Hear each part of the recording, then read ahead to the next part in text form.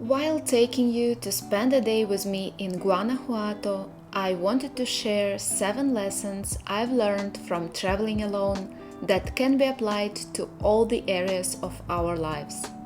We can project the lessons we learn in one area onto the other areas on a big scale. At least this is how this universe works. So, lesson number 1. You and only you are responsible for the decisions you are making. If you've done a bad research or a bad preparation, you will reap the consequences. There would be no one to put a blame on, and that's how you actually learn to make better decisions. Number 2. Do everything on time. I remember getting an urge to travel to one particular destination years ago. I couldn't stop thinking about it. I believed that was my perfect timing to go there and spend some couple of months in that location, as in my opinion, it would help me in my growth as a person. It would surround me with like-minded people and lifestyle that I craved at that moment of my life. And I didn't go there because I convinced myself that wasn't a wise decision for me considering the circumstances, and I wasn't ready to take that risk financially. Guess what? I went there years later, and it just wasn't the same. I was different. I looked at everything through a different lens, and I couldn't understand what was wrong until I realized I fantasized so much about me living there and reinventing my life, and not actually acting on it. And that is a trap, by the way. So, by fantasizing on that idea for a long time, I actually created some expectations in my head that weren't reality at all. And as we all know, by having any expectations out of anything, we set ourselves up for getting faced with disappointment. Number 3. Your trust should be earned. Do not trust someone you just met simply because they are coming from the same country as you are, or because they look good, or for any other reason.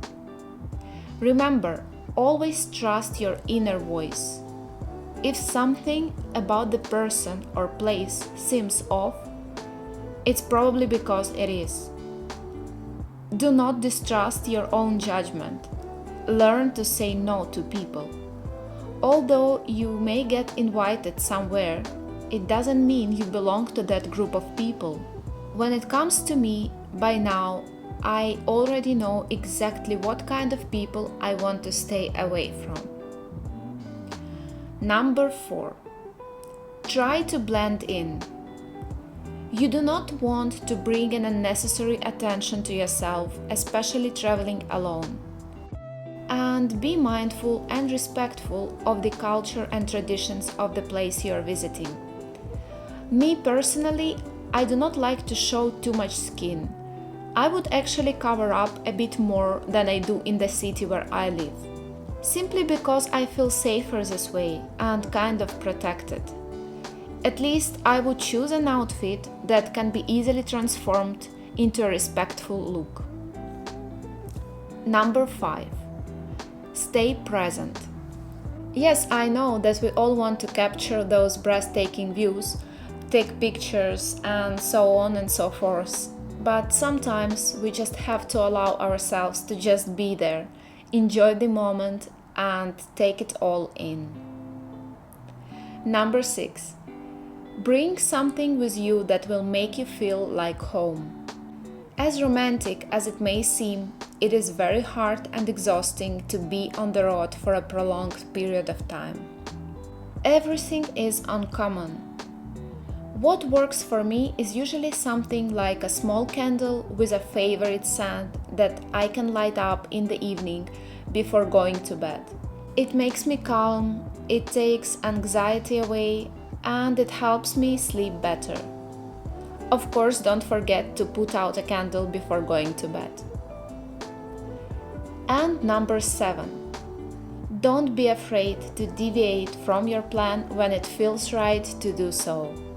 Take other roads that weren't in your plans initially.